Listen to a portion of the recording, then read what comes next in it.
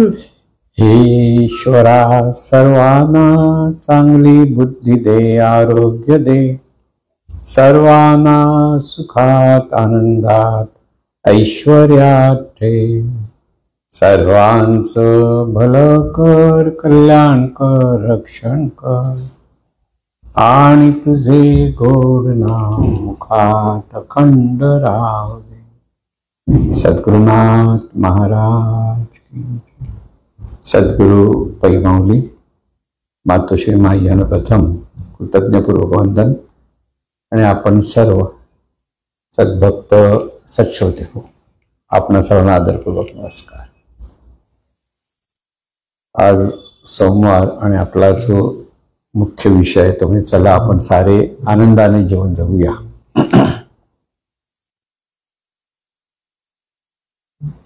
म्हणजे आपल्याला सर्वांना आनंदाने जीवन जगायचं आहे. सर्वांना आनंदाने जीवन जगायचं आहे. आता हे सर्वांना आनंदाने जीवन जगायचं आणि पण परिस्थिती मात्र बऱ्याच वेळेला विपरीत असते.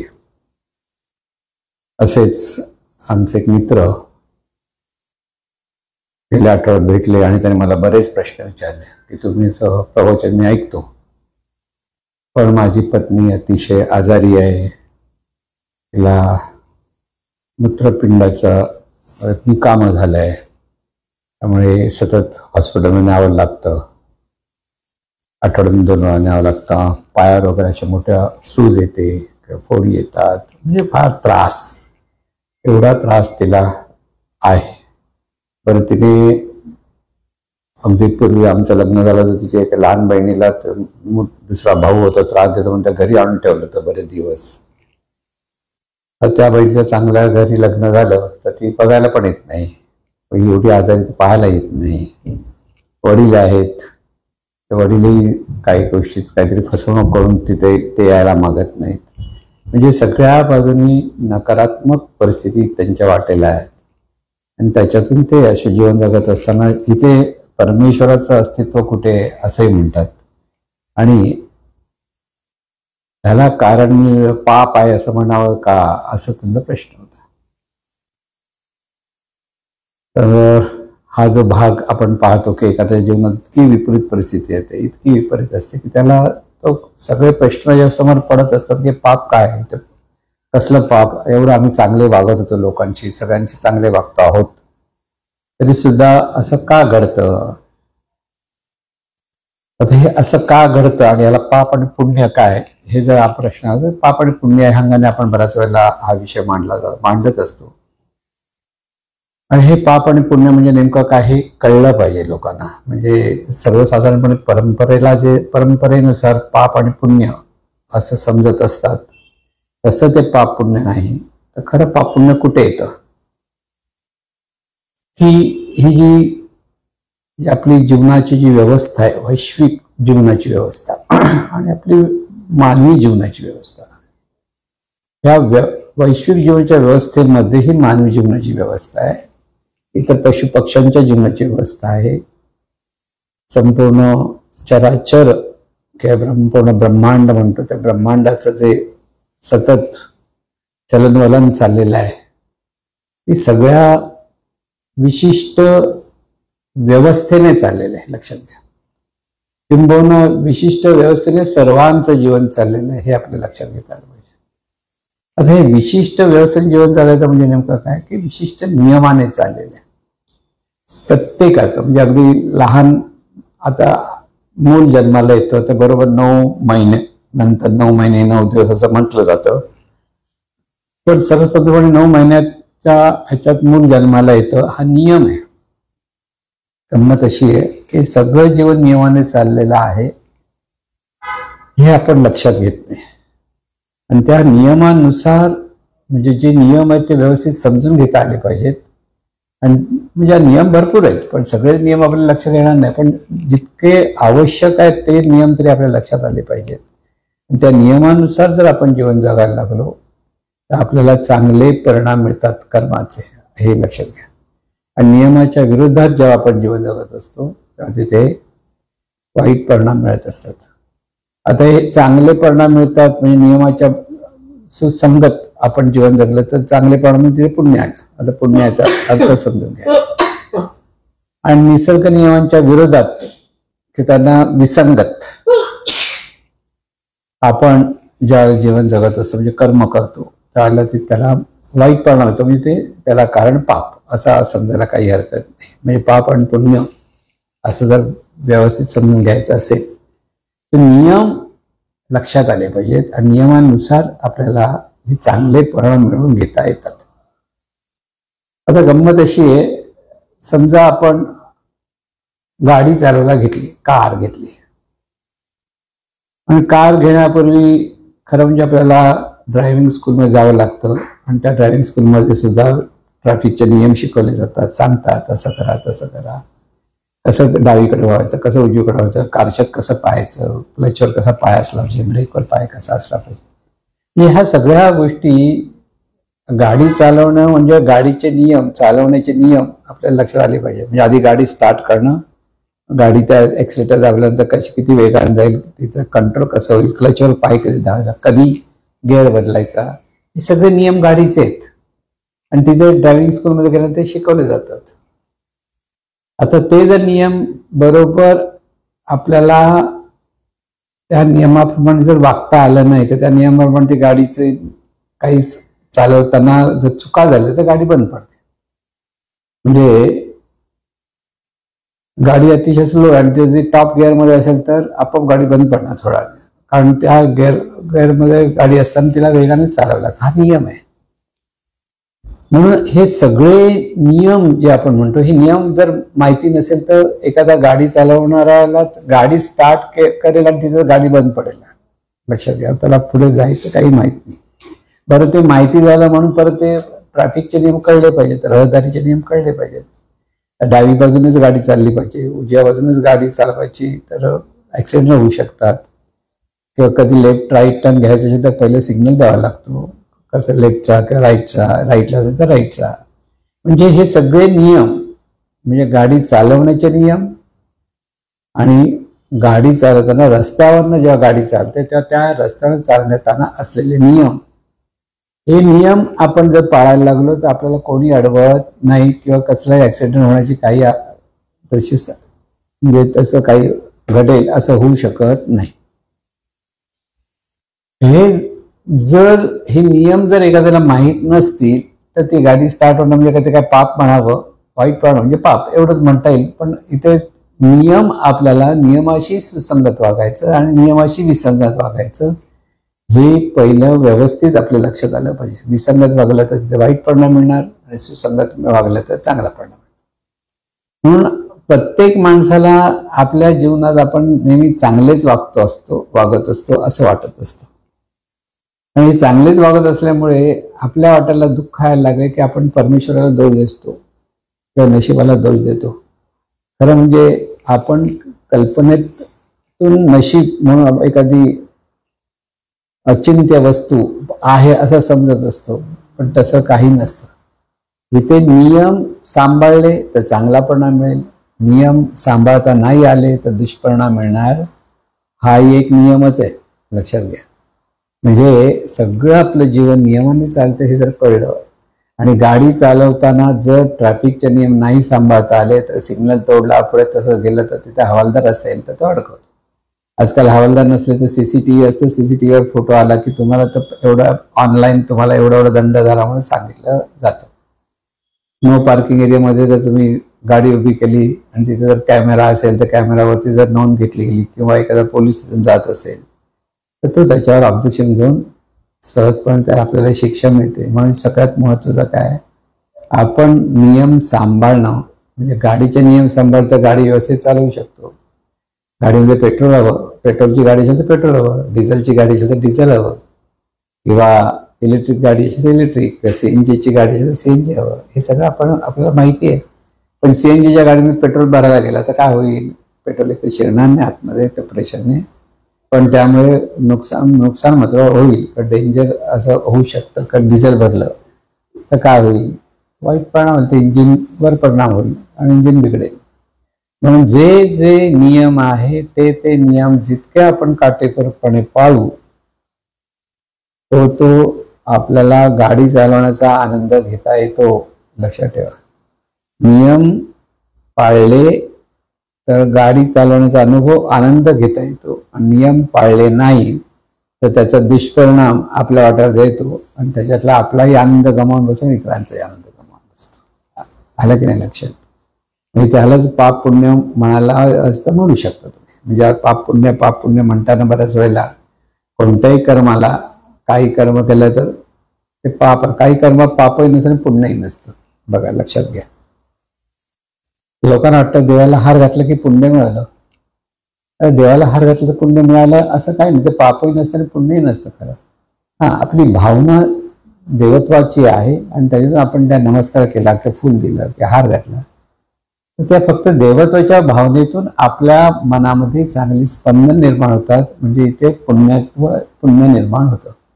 लक्षात घ्या. म्हणजे जिथे जिथे आपल्याला चांगले परिणाम मिळतात तिथे तिथे आपलं पुण्य, म्हणजे आपण जे नियमानुसार वागतो आहोत त्याचं फळ आपल्याला मिळत असतं.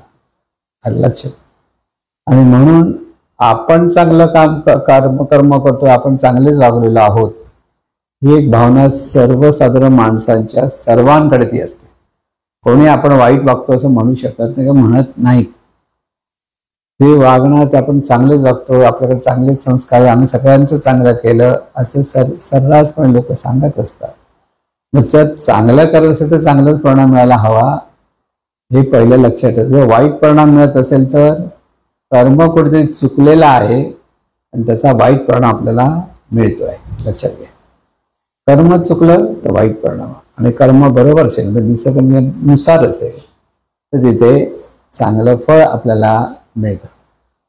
म्हणजे हे जीवनाचं गणित लक्षात ठेवायचं.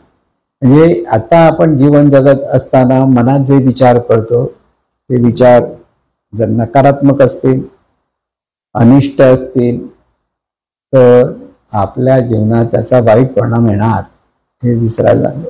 म्हणजे कोणा ज्योतिषाला विचारायला नको खरं सांगायचं. म्हणून विचाराच्या लेवलला सुद्धा आपल्याला सावध राहिलं पाहिजे. चुकूनही नकारात्मक विचार येता कामा नये, चुकूनही कोणाही बद्दल अनिष्ट चिंतन येता कामा नये. हे जर आपण पुन्हा लक्षात ठेवलं आणि त्या आपण विचारांकडे लक्ष ठेवलं तर आपण आपलं सगळं जीवन पुण्य आईच्या दिशेने चांगला परिणाम मिळणाऱ्या अंगाने आपलं जीवन आपण जगू शकतो. कळलं? आणि म्हणून महत्वाचं आहे जीवनामध्ये ते नियम, निसर्ग नियम. म्हणजे सगळ्यात महत्वाचा नियम काय? करावे तसे भरावे. म्हणजे जसं तुमचं कर्म त्याप्रमाणे तुम्हाला फळ हे मिळतच. हा पहिला नियम आहे. म्हणून जिथे परिणाम आहे तिथे कारण हे असतंच. हा त्याच नियमाचा उपनियम आहे. जे कर्म केलं तर चांगला परिणाम मिळत असेल तर तुमचं कर्म चांगला, आणि कर्म केलं आणि वाईट परिणाम मिळत असेल तर आपलं कर्म वाईट. हे एवढं जरी माणसाने लक्षात ठेवलं तरी सुद्धा त्याच्या जीवनामध्ये तो अनेक चांगल्या चांगल्या गोष्टी प्राप्त करून घेऊ शकतो. लक्षात ठेवा. आणि म्हणून आपल्याला एका बाजूने सत्कर्म केलं पाहिजे. ह्याचा अर्थ काय? सत्कर्म केलं पाहिजे म्हणजे निसर्ग नियमाशी सुसंगत आपलं कर्म झालं पाहिजे. एवढंच सर्वसाधारण माणसांना व्यवस्थित कळलं पाहिजे.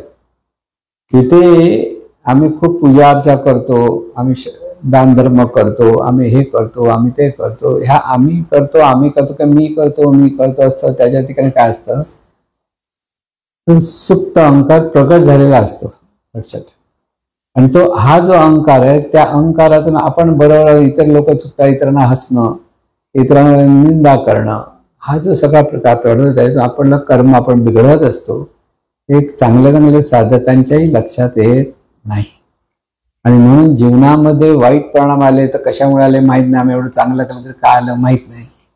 पण जिथे परिणाम आहे तिथे कारण हे असतंच. हा जीवनविद्येचा महत्वाचा सिद्धांत लक्षात ठेवला तर जीवन जगत असताना आपल्या वाट्याला आलेले परिणाम आपल्याच म्हणजे चांगले परिणाम किंवा वाईट परिणाम दोन्ही लक्ष आपल्याच सत्कर्मातून किंवा दुष्कर्मातून आपल्याला प्राप्त झालेले असतात. लक्षात घ्या. म्हणजे सत्कर्म म्हणजे काय, निसर्ग नियमाशी सुसंगत वागणं म्हणजे सत्कर्म, आणि निसर्ग नियमाशी विरोधक वागणं म्हणजे दुष्कर्म. म्हणून सत्कर्म करायचं की दुष्कर्म, म्हणजे ते नियम सांभाळले पाहिजे. म्हणजे नियम काय, जे जे आपण करतो त्याचं त्या कर्माप्रमाणे चांगला वाईट परिणाम आपल्याला मिळत असतो. एवढं जरी शास्त्र लक्षात ठेवलं आणि त्याच्यातून आपण जीवनाकडे पाहताना सावधपणे जर जीवन जगायला लागलो तर आपलं कर्म हे सत्कर्म होतं, आणि जिथे सत्कर्म व्हायला लागलं की ते चांगला परिणाम मिळणारच. आता अनिष्ट वाईट परिस्थितीमध्ये काय करायचं, रडायचं काय, रडायची काही गरज नसते. परिस्थितीला तोंड देण्याची हिंमत परमेश्वराने आपल्याला द्यावी असं मागणं नेहमी करावं.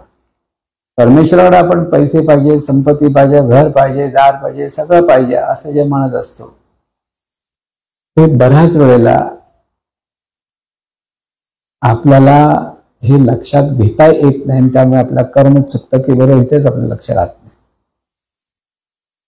म्हणून परमेश्वरा आपल्या जीवनात कसल्याही प्रकारची ढवळाढवळ करत नाही. परमेश्वर आपल्यावर कृपाही करत नाही आणि परमेश्वर आपल्यावर कोपही करत नाही. असा जो सिद्धांत जीवनविद्येचा आहे त्याचा अर्थ मग आपण जर तो आपल्याला कृपाही करत नाही किंवा ओरडतही नाही, रागवत नाही किंवा काही सांगायलाही येत नाही, याचा अर्थ मग आपण काय करतो याची त्याला फिकीर नाही असाच अर्थ होतो ना. पण फिकीर आहे, नियम तिथे ठेवलेले, नियमानुसार चांगले वाईट परिणाम आपल्याला पुढे पुढे मिळत जातात हे लक्षात येतं. प्रत्येकाला ते लगेच मिळतील असं नाही. कधी ते लगेच मिळतात, पण काहींच्या जीवनात ते फार थोड्या दिवसांनी मिळत असतात, कधी आणखी अनेक महिन्यांनी मिळतात.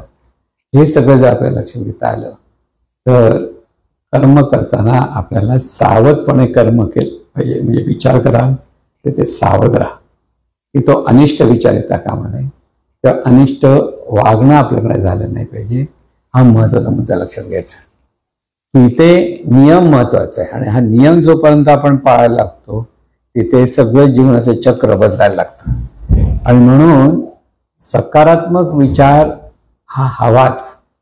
आपल्याला जमणार नाही, हे असंच वाईट आहे, जग वाईट आहे, असं आहे तसं आहे, रडगाणं जे आपण गात असतो ते आपलं दुष्कर्म असतं हे आपल्या लक्षात येत नाही. त्या दुष्कर्माचा वाईट परिणाम आपल्याला येणार. म्हणून देवळात गेलेला साधक देवाची पूजा करतो आणि बाहेर येऊन निसर्ग नियमाशी विसंगत वागायला लागला तर काय होणार, त्याला त्या कर्माप्रमाणे जो परिणाम मिळायचा तो मिळणार. म्हणजे आहे शास्त्र सोपं, पण आपण त्याला इतकं गुंतागुंतीचं करून टाकलेलं आहे की आपल्याला नंतर प्रश्न पडतो की अरे आता पाहायचं कुठे, परमेश्वर आहे कुठे.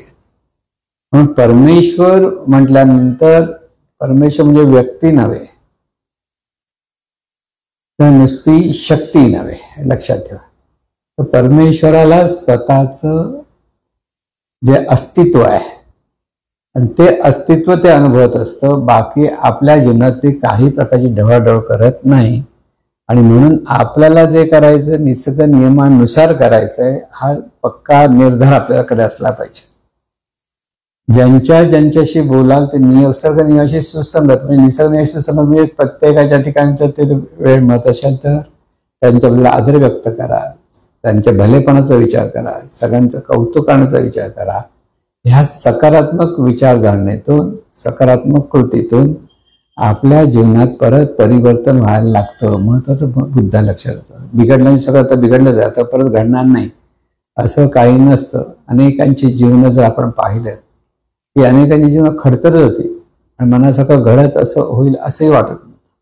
पण त्यांच्याकडे जे परमेश्वराबद्दल असलेला जो आदर आहे की परमेश्वराच्या सतत अखंड स्मरण करण्याची ज्याला सवय आहे की ती स्मरण का, तर आपल्याकडे त्या नियमानुसार सुसंगत जीवन जगता आलं पाहिजे त्यासाठी. आणि म्हणून तिथे सर्व जीवन परमेश्वराचं आहे, त्याच्या नियमाने चाललेलं आहे. हे जेव्हा एखाद्या साधकाच्या जर व्यवस्थित लक्षात आलं तर त्याचं मी आणि माझे पण बाजूला होतो. मी माझे पण होण्यासाठी आपलं जीवन सद्गुरूंच्या चरणी वाहावं लागतं. सद्गुरूंच्या चरणी जोपर्यंत वाहत नाही तोपर्यंत सूक्ष्म अहंकार जाणार नाही, आणि सूक्ष्म अहंकार जात नाही तोपर्यंत स्थूल अहंकार तिथे फुरफुरत राहणार आणि आपलं जीवन बिघडवून टाकणार. म्हणून सत्कर्म म्हणजे निसर्ग निवासी सुसंगत. परत लक्षात आले, सुसंगत आणि विसंगत दोन शब्द. निसर्ग निवासी सुसंगत म्हणजे जे जे आपण करतो, म्हणजे जे जे आपल्याकडनं कर्म घडतं त्याचं फळ आपल्याला मिळतच असतं, फक्त तिथे आपलं लक्ष नसतं कसं मिळतंय. आणि हे कसं मिळतंय लक्षात न आल्यामुळे सुद्धा माणसं दुःखी होतात. माणसं दुःखी होण्याचं एकच कारण, ते निसर्ग नियमाच्या विरोधात जीवन जगत असतात आणि त्यामुळे त्यांच्या वाट्याला दुःख येतं. आणि हे दुःख येऊ नये म्हणून आपल्याला आत्तापासून तिथे सावध होण्याची तयारी करून ठेवली पाहिजे. लहानपणापासूनच आपल्याला चांगल्या लोकांची संगत लागायला लागते, चांगल्या वाचनाची संगत लागते, म्हणजे ग्रंथांची संगत लागावी लागते. पण ह्या सगळ्या आपल्या जीवन सुधारण्यासाठी श्रवण, मनन, चिंतन, अभ्यास हे सगळं आपल्या वाट्याला आहेच. आणि त्या वाट्याला एवढ्यासाठी असलं पाहिजे की ते आपल्या जीवनात आपल्याला कार्यरत करता आले पाहिजेत, इम्प्लिमेंट करता आले पाहिजेत. लक्षात ठेवा. म्हणून ज्यांनी मला हा प्रश्न विचारला की बाबा देव आहे की नाही, तर त्याला एवढंच उत्तर देता येतं की हे जर विश्व निसर्ग नियमानुसार घडलेलं आहे, घडत आहे आणि त्याचा एक दिवस लय होणार आहे, पण हे सगळं नियमानुसार होणार आहे. आणि निसर्ग नियम जर आपण सांभाळले तर आपल्या जीवनामध्ये आपण चांगले चांगले परिणाम मिळवू शकतो. हा मुद्दा व्यवस्थित लक्षात घे. पाप पुण्य वगैरे घोळवत बसण्याची काही गरज नाही. प्रॅक्टिकल जीवन जगता आलं पाहिजे. प्रत्येक गोष्ट सकारात्मकतेतूनच स्वीकारता आलं पाहिजे.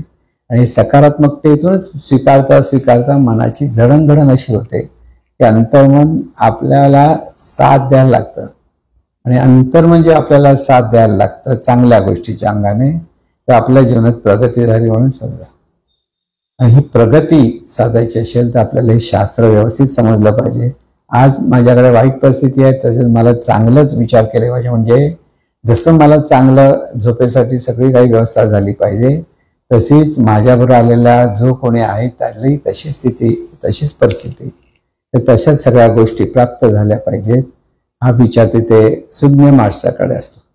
आणि ही सुज्ञ माणसं नेहमी देवाचं स्मरण म्हणजे दिव्य स्वरूपाचं स्मरण म्हणजे चैतन्य स्वरूपाचं स्मरण करत असतात आणि चैतन्य स्मरणाशी जोडले जात असतात, असाही भाग तिथे असतो. म्हणजे हे जीवन आपलं सगळं नियमाने चाललंय हेच लक्षात घ्या. हे नियम तोडले तर तिथे शिक्षा आलीच. नियम तोडल्यामुळे शिक्षा होणार हा एक भाग. आणि नियम तोडल्यामुळे आपल्या अंतर्मनाचा पॅटर्न तसाच राहत असेल तर आपल्याला सुधारता येणार नाही. म्हणून अंतर्मनाचं शुद्धीकरण होणं फार महत्वाचं आहे. या सगळ्या एवढं सगळं विवेचन आपण जे करतो आहोत त्याच्यातून एक लक्षात येतं की इथे आपल्याला सतत सत्कर्मच केलं पाहिजे. आणि ह्या सत्कर्मातूनच आपल्या जीवनामध्ये चांगल्या गोष्टी आपल्याला वाटायला येतील. म्हणून हे जे माझे मित्र आहेत त्यांना तेच सांगायचं आहे की इथे सत्संग हवा आणि सत्संगातून सद्विचार आणि सदाचार या तिन्ही गोष्टी त्याच्याकडे असाव्या. म्हणून श्रवण, स्मरण, चिंतन, निजध्यास अशी मनाच्या उन्नतीच्या ह्या पायऱ्या आहेत. अर्थात हे घ्यायचं की न घ्यायचं हे प्रत्येक माणसाच्या पिंडावर आहे. काही लोकांना आपण नेहमी सांगतो, काही लोक खूप चुकत असतात, आपल्याला कळतं चुकतायत, पण चुकतायत तरी आपल्याला तिथे करुणा पाहिजे, तिथे राग नको. हा महत्त्वाचा मुद्दा लक्षात ठेवा की प्रत्येकाला नियम का माहीत नसल्यामुळे ते नियमानुसार आपण वागत नाही. आणि नाही वागलो, चुकून मागून कसे वेडवाकडे वागलो तर त्याचाही दंड आपल्याला प्राप्त होतो. म्हणून आहे जीवन सोपं, पण आपणच आपल्या वागणुकीतून अत्यंत कंटाळवाणं असं जीवन मागून घेतो असं म्हणायला काहीच हरकत नाही. इथे ज्याच्याकडे वेळ आहे त्याने वेळेचा सदुपयोग करायला पाहिजे. आणि जेव्हा तो सदुपयोग करायला लागतो त्याच वेळेला जीवनामध्ये आनंद होतो. म्हणून जीवनामध्ये आनंदासाठी एकच सोपा उपाय म्हणजे सतत आपल्याकडनं सत्कर्म झालं पाहिजे. आणि हे सत्कर्म होणं ही काळाची गरज आहे आपल्या. आपल्या जीवनाची गरज. सत्कर्म काय, सकारात्मक चांगलंच होणार हा भाव सतत आपल्याकडे असला पाहिजे. किती अडचणी येतील, काहीतरी विचित्र परिस्थिती येते, तरी तिथे सर्व हे देवाचं आहे. देवाचं म्हणजे चैतन्य स्वरूपाचं आहे आणि हे चैतन्य स्वरूपाचं आहे म्हणून त्या चैतन्य स्वरूपाला नमस्कार असो. आणि त्याचबरोबर त्या चैतन्य स्वरूपाची रूप निर्माण झालेली आहेत त्यांचंही भलं होऊ दे. अशा दोन्ही बाजूने आपण जर सतत चिंतनात ठेवायला लागलो आणि सर्वांचं भलं होऊ दे, सर्वांचं भलं होऊ दे, हा जो विचार आपल्या मनामध्ये सतत घोळायला लागला आणि त्याच्यातून आपले उच्चार, आपला आचार हे सगळं तिथे व्हायला लागतं, त्यावेळेला खऱ्या अर्थाने आपली प्रगती होऊ शकते. आणि ही प्रगती करण्यासाठी फक्त निसर्गनियम कोणते हे लक्षात घ्या. जिथे कारण आहे तिथे परिणाम आहे. म्हणून जे जे कर्म करतो, ज्याची जी क्रिया करतो त्याची प्रतिक्रिया आपल्याला अनेक पटीने मिळते, तेवढीच अनेक पटीने मिळते. म्हणून कर्म म्हणजे जे आपण जे कर्म करणार आहोत तिथे सावध राहता आलं पाहिजे. कर्म काय, विचार करणं, उच्चार करणं आणि आचार करणं, या तिन्ही ठिकाणी जो माणूस सावध असतो त्याला दुःख त्याच्या वाट्याला येत नाही. तो आनंदाने सर्वांची हसून मिसळून जर वागत असेल तर तिथे त्याच्याकडे जे आनंद असेल सर्वांकडे आनंदी आनंद असतो. पण तुम्ही रस्त्यावर नुसतं मंद स्मित करून हसण्याच्या मूडमध्ये पाहायला लागा तर तुमच्याकडे जी जी माणसं पाहतात ते सगळी तशीच मंदस्मित करायला लागतात, तसे ते आनंदी दिसतात. कारण ऍक्शन रिॲक्शन तशी आहे. म्हणून जिथे जिथे आपल्याला सत्कर्म करायचं म्हटलं तर सत्संगतीतच राहिलं पाहिजे.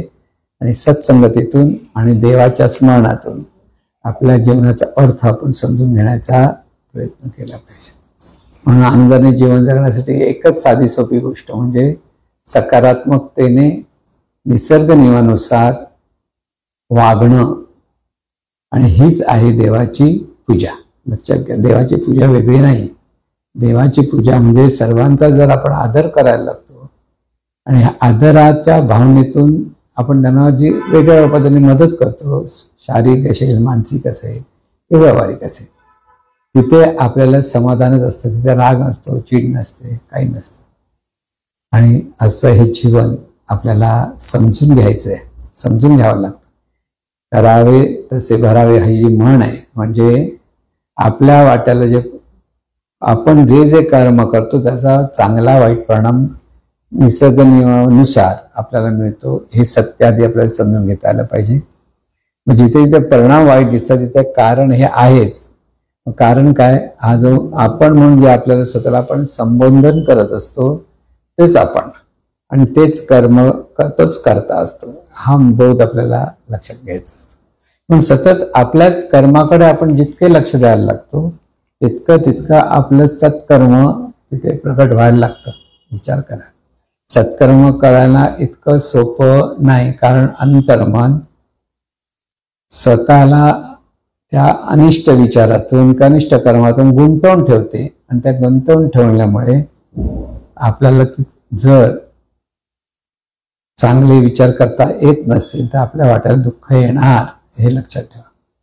म्हणून जाणीवपूर्वक चांगल्या विचारांची संगत, चांगल्या विचारांचं चिंतन, हेच देवाचं पूजन, हे पहिलं पुन्हा पुन्हा पुन्हा पुन्हा लक्षात घ्या. पुन्हा पुन्हा लक्षात घेतलं आपल्याला कळलं असं वाटतं. प्रत्यक्ष कृती करताना आपण वेगळ्या वाकडे वागतो, रिॲक्ट होतो आणि रिॲक्ट होण्यातून जीवनामध्ये दुःख निर्माण करून घेतो. म्हणून ह्या सर्वांपासून सुटका हवी असेल तर क्रिया आणि प्रतिक्रिया ह्या दोन गोष्टी घडत असतात. म्हणून क्रिया हे आपण प्रथम करतो आणि त्याच्यातून आपल्याला प्रतिक्रिया मिळते. काही वेळेला प्रतिक्रिया लगेच नाही मिळते तर काही काळाने मिळते, एवढं मात्र लक्षात ठेवायचं. असं नाही की लगेच मिळत आता सुटलं नाही. मग इथे ह्या सगळ्या ह्याच्यातून सुटायचं उपाय काय, निसर्ग नियमाशी सुसंगत वागण्याचा तंतोतंत प्रयत्न केला पाहिजे. आहे कठीण, इतकं सोपं नाही, सांगायला सोपं झालं, पण निसर्ग नियमाशी सुसंगत वागत असताना सर्वांशी आपलेपणाने वागणं हेच आपल्याला जमलं पाहिजे. आपण आपल्यापुरती पाहतो, इतरांकडे पाहण्याचा प्रयत्नच करत नाही. आणि जेव्हा प्रयत्नच करत नाही त्यामुळे आपल्या जीवनात सुधारणा होत नाही. म्हणून जे जे संत होऊन गेले त्यांचं जर जीवनचरित्र पाहिलं तर ते सुरुवातीला काही गोष्टी चुकत होते, नव्हते असं नाही, पण नंतर नंतर त्यांनीच आपल्या जीवनाचा स्तर एवढा उंचावला की त्याच्यातून त्यांचं जीवन सहजपणे आनंदाने जगायला लागले आणि तिथेच त्यांच्या जीवनाचा आनंद ते चाखू शकतात. म्हणून परिणाम आहे तिथे कारण आहे लक्षात घ्यायचं. मग परिणाम वाईट आहे तर ते कारण वाईट असलं पाहिजे, जरी आज आपल्याला माहीत नाही तरी. आपण आज खूप चांगले वागतो, पूर्वी कसे वागत होते माहीत नसतं, आणि त्यामुळे तिथून येणारा कोणी व्यक्ती तिचा प्रत्येकाचा आपल्याला स्वीकार करायचा असतो. आणि म्हणून हे जे नियम आहे ते समजून घ्या. करावे तसे भरावे जी म्हण आहे, म्हणजे क्रिया तशी प्रतिक्रिया. जिथे परिणाम आहे तिथे कारण हे असतंच. मग कारणाला सांभाळायचं, की कारण कसं आपल्या जीवनात उपयुक्त ठरेल ते पाहायचं असतं. तिसरे अनेक नियम आहेत बघायला गेलं तर, म्हणजे मनाचे नियम आहेत, शरीराचे नियम आहेत, वनस्पतीचे नियम आहेत. हे सगळे नियम आणि त्या नियमानुसार प्रत्येक व्यक्तीचं जीवन चाललेलं आहे. आणि हे जे चाललेलं आहे म्हणजे नेमकं काय, प्रत्येक गोष्ट ही परमेश्वरातून निर्माण झालेली आणि परमेश्वराकडूनच तिचं चलनवलन चाललंय. म्हणून परमेश्वराचं स्मरण ह्या पद्धतीने आपल्याला करता येतं, ज्याच्यातून आपल्याकडे कसलाही अहंकार राहणार नाही. अहंकार हा महाचोर आहे, तो कधीही बाहेर पडतो आणि लुटून टाकतो. लुटून का टाकतो, वेडवाकडा वागला हे वाईट परिणाम येतात ते लुटायला देतो. म्हणून तिथे अंतर्मनावर सुसंस्कारच झाले पाहिजेत. इथे माणसांचा साधारण मनाचे नियम, बहिर्मनाचे नियम, अंतर्मनाचे नियम, अनेक नियम आहेत. हळूहळू जसं जसं आपण पाहायला लागू तसं तसं आपल्याला नियम लक्षात येतात आणि नियमानुसार आपण वागायला लागतो, आणि त्यावेळेला सगळीकडे आपल्याला आनंदी आनंदच असतो. असं हे जीवन निसर्ग नियमानुसार चाललेलं आहे, हे पुन्हा पुन्हा लक्षात घ्या. आणि त्या नियमानुसार आपलं जीवन जगायचं आहे. कोणी वाईट नाही, कोणी चांगला नाही. प्रत्येकाचा स्वीकार आपल्याला प्रथम अशा पद्धतीने करता आलं पाहिजे, आणि अशा पद्धतीने स्वीकार करायला आलो की आपली भावना सद्भावना होते, त्यातून सद्विचार किंवा चांगले उच्चार, चांगलं आचरण आपल्याकडनं व्हायला लागतं. आणि अशा हा दिवस सहज व्हायला लागतं. तेव्हा असा दिवस हा सोनियाचा दिन असतो, आणि असा दिन सोनियाचा दिवस सर्वांच्या वाट्याला येऊ अशी सद्गुरूचरणी प्रार्थना. हे ईश्वरा सर्वांना चांगली बुद्धी दे, आरोग्य दे, सर्वांना सुखात आनंदात ऐश्वर्यात ठेव, सर्वांचं भलं कर, कल्याण कर, रक्षण कर. नाम मुखात खंडराव, सद्गुरुनाथ महाराज.